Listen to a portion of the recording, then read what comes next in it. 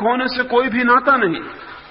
मैंने सुना है लंदन में एक अद्भुत फोटोग्राफर था, उसने अपने स्टूडियो के सामने एक तख्ती लगा रखी थी। उस तख्ती पर उसने कितने कितने दामों के चित्र निकाले जाते हैं वो लिख छोड़ा था। वो 3 तरह के फोटो निकालता था। एक गांव का ग्रामीण भी फोटो उतरवाने गया था। उसने तख्ती पर देखा कि उसने लिख रखा है कि पहले किस्म के फोटो जो उतरवाना चाहते हैं उसके 5 रुपए दाम होंगे, और पहले किस्म के फोटो का मतलब है आप जैसे हो वैसा ही चित्र। जो दूसरे प्रकार के चित्र उतरवाना चाहते हैं उसके दाम 10 रुपए होंगे, और दूसरे प्रकार के चित्र का अर्थ है जैसे आप लोगों को दिखाई पड़ना चाहते हो वैसा चित्र। और तीसरे प्रकार के चित्र के दाम 15 रुपए होंगे, और तीसरे चित्र का मतलब है आप जैसा चाहते थे कि परमात्मा आपको बनाए वैसा चित्र।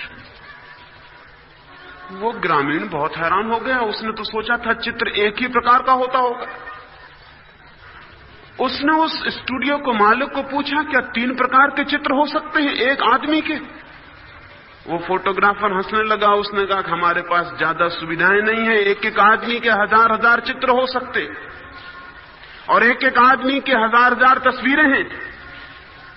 पत्नी के सामने उसकी तस्वीर दूसरी होती है, बेटों के बच्चों के सामने उसकी तस्वीर दूसरी होती है, मालिक के सामने उसकी तस्वीर दूसरी होती है, नौकरों के सामने उसकी तस्वीर दूसरी होती है।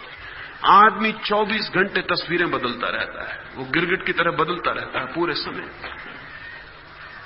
आदमी की 1000 तस्वीरें हो सकती हैं, हमारे पास साधन कम है इसलिए हम 3 ही प्रकार की तस्वीरें उतारते।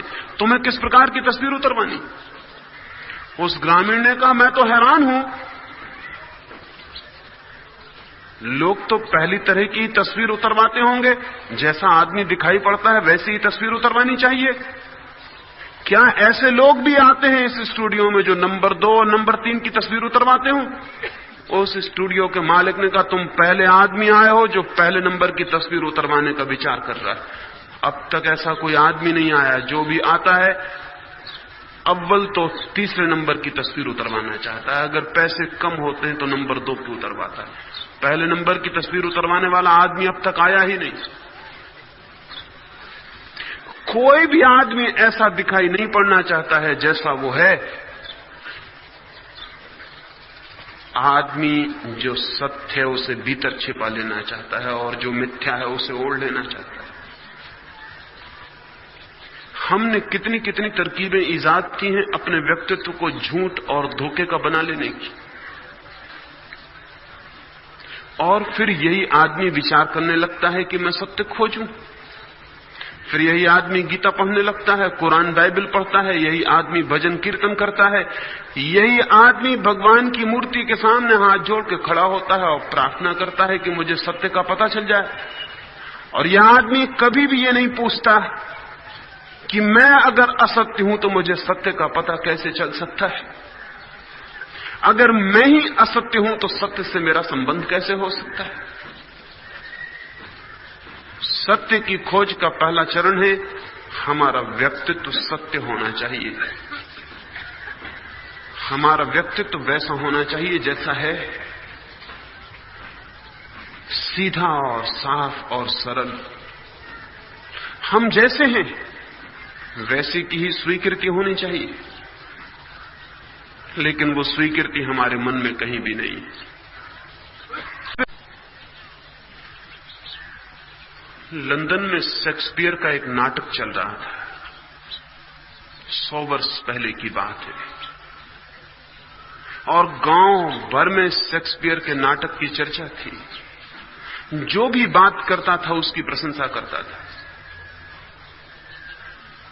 लंदन का जो आर्च प्रीस्ट था, जो सबसे बड़ा पुरोहित था, उसको भी लोगों ने आके कहा कि बहुत अद्भुत नाटक है और अभिनेता इतने कुशल हैं, इतने जीवंत हैं, ऐसा कभी देखा नहीं गया।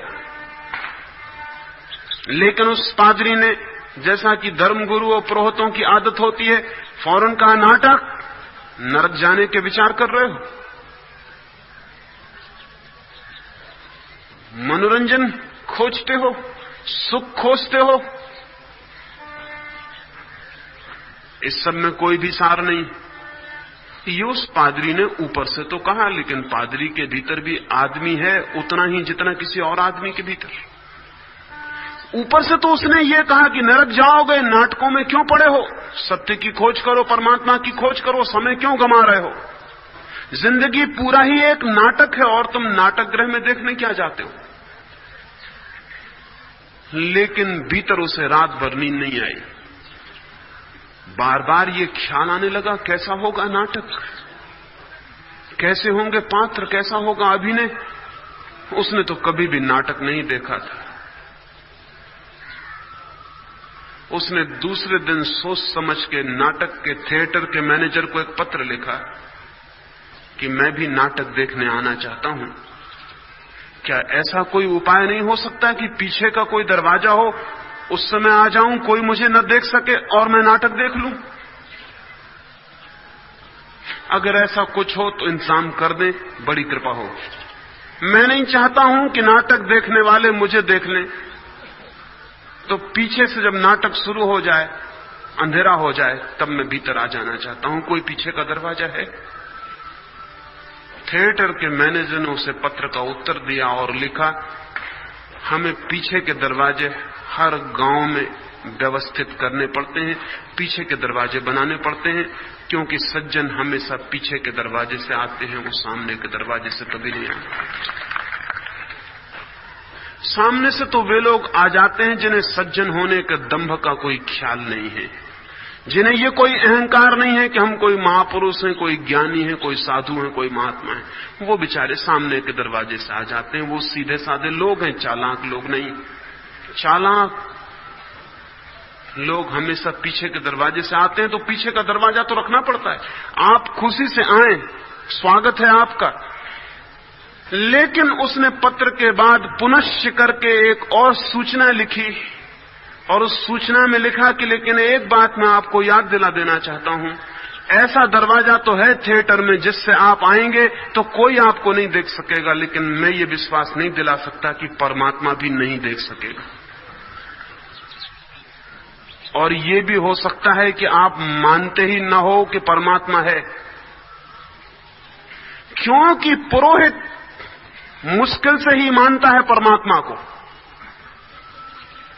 दुनिया को मनाने की कोशिश करता है कि परमात्मा है, लेकिन खुद भली भांति जानता है कि मैं धंधा कर रहा हूं परमात्मा के नाम पर। तो उस थिएटर के मैनेजर ने लिखा कि मुझे शक है कि शायद आप मानते भी ना हो कि परमात्मा है। पुरोहित परमात्मा को मानते हैं, इसका कोई प्रमाण आज तक पृथ्वी पर नहीं मिल सका है, क्योंकि अगर पुरोहित परमात्मा को मानते होते, हिंदू का पुरोहित और मुसलमान और ईसाई का पुरोहित अलग अलग नहीं हो सकता था, क्योंकि परमात्मा 3 नहीं है, 300 नहीं है। और अगर पुरोहित परमात्मा को मानते होते तो दुनिया में आज तक धर्म की कोई भी लड़ाई और हिंसा नहीं हुई होती, क्योंकि जो परमात्मा को जानते हैं और स्वीकार करते हैं उनके लिए हिंसा का कोई उपाय नहीं, उनके लिए प्रेम के अतिरिक्त कोई मार्ग नहीं रह जाता। तो उस थिएटर के मैनेजर ने लिखा, हो सकता है कि आप न मानते हो कि परमात्मा है, तब भी मैं एक बात याद दिला दूं कि कोई आपको नहीं देख पाएगा कि आप थिएटर में आए, लेकिन कम से कम आप तो देख ही पाएंगे कि आप थिएटर में आए हैं। उसका इंतजाम मैं नहीं कर सकता कि आपको भी पता ना चले कि आप थिएटर में आए।